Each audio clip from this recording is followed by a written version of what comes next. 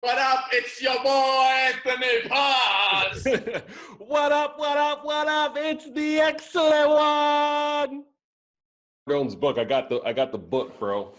And I'm excited to reread it, but Sell or Be Sold. Oh my gosh, that is the gold. The Bible right there. It's the sales Bible. I'm just gonna open up to a random page and let's see what it says. Let's do it. Open up the Bible. Selling is an act of giving, not getting. Serving, not selling. Unfortunately, most people in sales are looking for their commission and what they're going to get out of the deal rather than what they're going to give, what the product really offers, and how the client will benefit. The old adage is it's better to give than to receive, but in selling, the only way to receive is to give first. Boom. Boom. So when it comes to set selling and closing, what are you giving your customers, right? What opportunities are you putting in their mind? That's that's huge. That's actually when we kind of brought up the topics. That's things I want to talk about. Is not hey Mary, are you looking for a small, medium, or large? Obviously, that's how you're going to deliver that message per se. But do you understand why a set makes more sense to sell as opposed to that first call special, right? Just a trimmer, just come on, please, just get something from me today. That's huge because definitely throughout my career with Cutco, I'd run into families that already had Cutco. They had one or two pieces, and if you think about what they had before to a Cutco, it's night and day, right?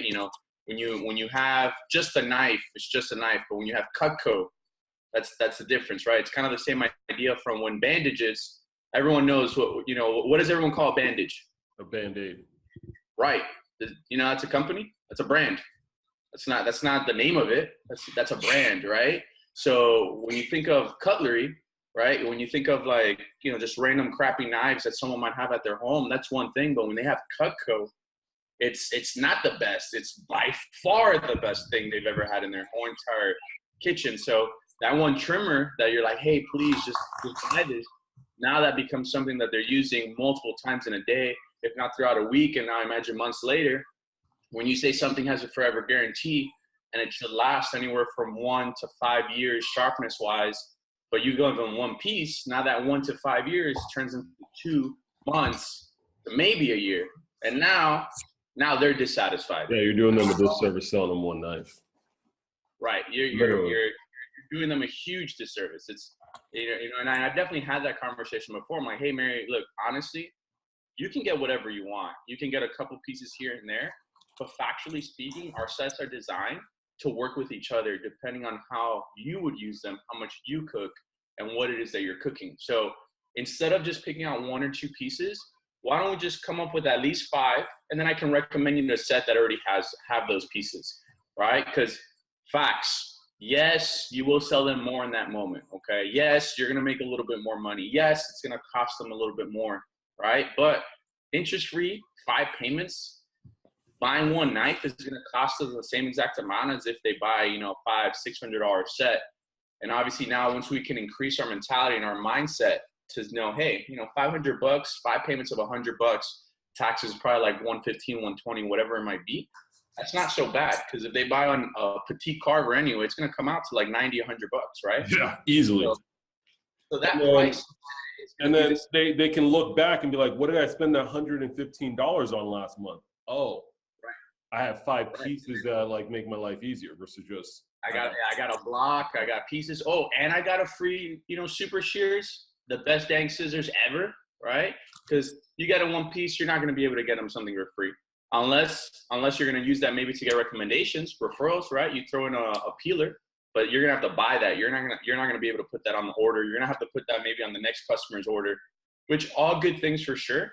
But every single customer that I've ever met, facts, typically, right? If you're between the stage of a sale or a no sale, if you don't sell them in that moment, unless they're a friend or family member, which by now most of you guys and girls should definitely be seeing recommendations and people ultimately that you don't know. If you don't give it your all in that moment, you're never going to see that person again. They're not going to remember you anymore, right? But when they have Cutco right? It's something you have forever.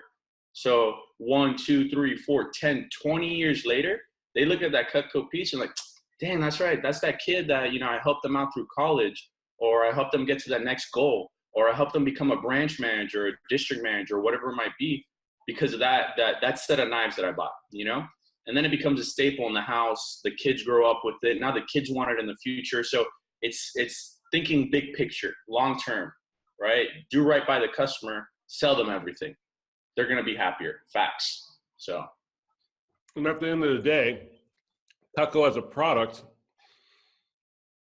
if we can frame it in a sense, and it's real, this is real, but if we can frame it, if you can do a good job framing it in a way that your customers see it as a legacy product, and your objective or the way you bring value to them is giving them an opportunity to save money, to eat, have a better, healthier lifestyle because they're cooking more at home.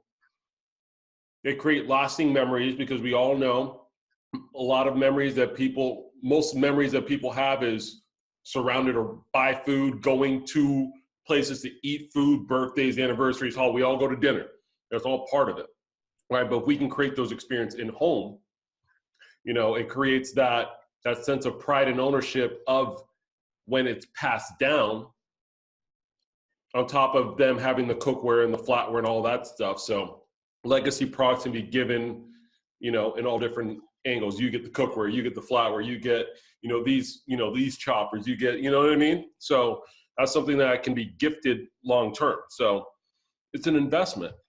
It's an investment in your, 1,000% how you build your business, but it has to start right here. Mm-hmm. It's all in your head, right? So, you know, think about the times when you've called Randy and you might have had a whatever day, and then this man hyped you up to the highest level, and boom, you went into that appointment, that customer felt that energy from you, and you left there with an amazing sale, right? Mm-hmm. For sure, that commission you're gonna get from that sale right there, that $200, $300, $400, $500, $1,000, you know, who knows what you've sold in that moment. You're gonna love that in that moment, right? But that customer is gonna have that product for the rest of their lives. Think about that, right? The rest of their lives. The memory of you will pass, but they're gonna still have their Cutco. That's pretty cool. And it literally becomes an heirloom of the family, of the home. With the forever guarantee, there's no competition, by the way. You know, don't ever feel that you have to downplay or downgrade your product to make the customer feel better. Like, oh my gosh, it's so expensive. And you're like, yeah, it's the best. You know, actually, it's not that expensive if you think about it, because Mr. Jones, how long do you plan on eating for? Right? Your rest of your okay, life, right? 40 years. Cool. So there's 40 years, right? And then if you, Mr. Jones, by getting your Cutco kitchen over the span of 10 years, right, you're going to spend $5,000. Divide that by 40, that's $125 a year. Divide that by 12, that's $10 a month you're paying for this over the course of, it's not even your lifetime, it's your kid's lifetime and their kid's lifetime and their kid's lifetime. So it's really worth like $1 a month if you think generationally. Truth. Way more. Wow. That's huge. If you put that in that perspective, even 20 years, right? Even 20, but you might not get someone sold on 20 years, but or 40 years, but let's say 20. That's $250 a year. Mr. Jones, what do you spend? What do you spend that's you spend $250 a year that you use every day, that's guaranteed to work every single time you use it, that has service that's backed up, that every time you use it, it's more efficient, it's safer for you, you're gonna have enjoyable memories, you're gonna be healthier, you're gonna save money. What do you spend on that's $250 a year that does that? And you use it 3 times a day, 2 times a day. No, even once a day. Once a day. And we're talking $250 a year. That's not a month. That's not a week. A year. That's $20 a month. That's less than $1 a day. There's $365. You know. Stop. Don't get sold, guys. Don't get played. You can't be played. Yep. You can't Yep. let them play you. Yep. Pull up that book again.